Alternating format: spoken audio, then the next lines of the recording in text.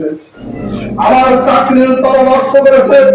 7 বছর পর্যন্ত আমাকে কোনো বেতন ভাতা দেয় নাই। 8 বছর পর্যন্ত আমাকে আমার প্রতিষ্ঠানে ঢুকতে দেয় নাই।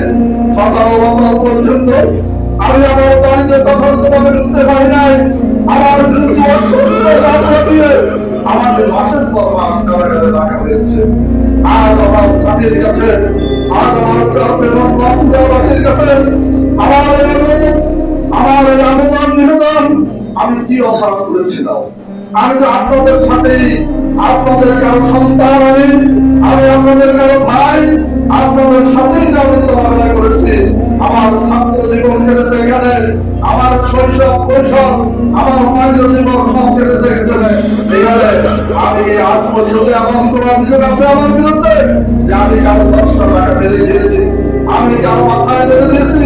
তাহলে কোন আপনাদের কাছে আমার ফুটন্ত ছেলেটাকে